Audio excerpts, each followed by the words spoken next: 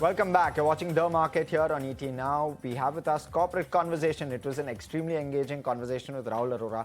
But let's go across. Let's talk to some corporates, get a feel of what's happening on ground. We have Satyendra Singh, who's the CEO at Syrma SGS, joining us at this point.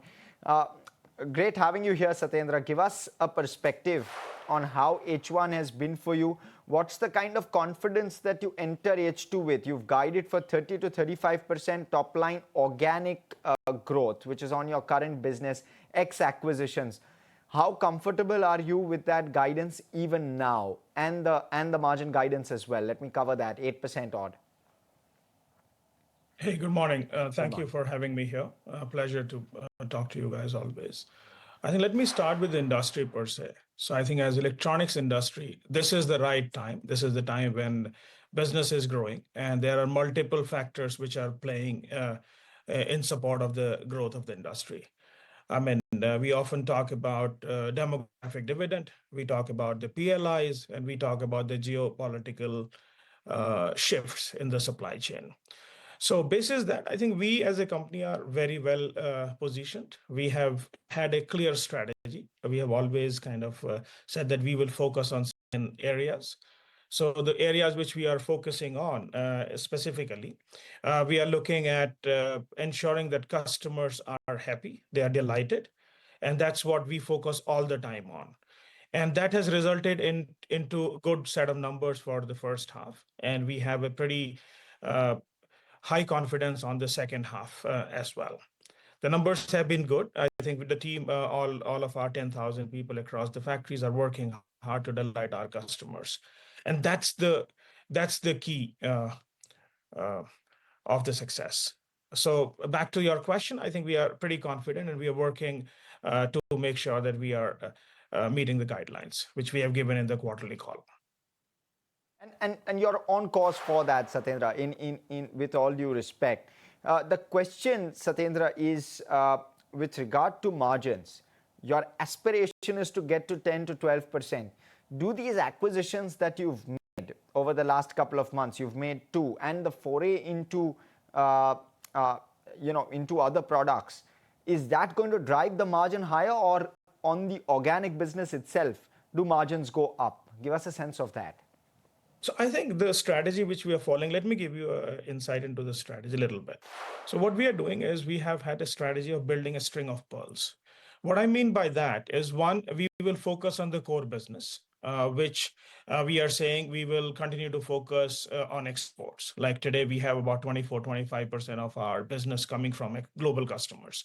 We'll continue to focus on that. Second thing is we are looking at entering the component supply chain. So, and that's where the announcement on PCB and camera module comes in. So these will be adding to our a top line as well as bottom line. In addition to that, we have sector focus. So we are heavily focused on certain sectors like auto, industrial, medical, and railways. So all of these will feed into overall improvement of the top line, as well as making sure that we are meeting or exceeding our guidance. Typically, as a company, we have always been kind of, setting a yearly target, and we work towards making sure that yearly target is met. And Satyendra, with regard to the industrial business in particular, Q2 wasn't the best quarter for you. Do you catch up for the rest of the year? What happened there? Give us a sense. Also, is that also one of the factors which has affected gross margins in Q2? Do those rebound along with industrials? Is that the right way to look at it? Give us a sense there. So industrial sectors, we have global customers as well as Indian customers. Typically, by nature, there would be higher revenues coming through the second quarter through the second half. So the quarter 3 and quarter 4, we are ramping up some of the customers, and there are some new customers coming in as well. So with that, I think we are on target to meet our numbers. And the gross margin, Satyendra, give us a sense around that. So a margin profile wise, I think we have given a guidance, and we would be meeting that. So as of today, we have had very good quarter 2. And the second half, we are looking at the guidance which we have given in the second half in the investors call. So we will be very well on track for that. There is always the mix. So there's industrial, there is auto. Auto would be ramping up in the second half as well. And then there are some global customers which are ramping up. So we are very well placed in terms of meeting the EBITDA guidelines for the year. Got it. And with regard to PLI, what are the benefits that accrue? Give us a sense of that. And on the fresh CAPEX that you do, what's the kind of PLI benefit that you're getting? What's the kind of return ratio that you're targeting? Give us the perspective on some of those factors. So I think overall, PLI, we have approvals for PLI for telecom. We have approvals for IT. And those are the two PLI which are in operation. And we have been benefiting from that. And in terms of future, I think we have got the approval from PCB as well as on the camera module. So these are the 4 PLIs which are in action. And we are kind of making sure that we are using those benefits coming from the government and working with our customers to ensure that they are working with us and getting the benefit of their supply chain as well. US tariffs, if those were to unwind, does it materially be a positive for you? So our exposure to US market is pretty low, I would say very low single digits. And we are working with our customers to mitigate that impact. And if, as and when the tariff situation normalizes, it'll help us accelerate our growth in the industrial sector. With regard to the acquisitions, LCOM is one of them.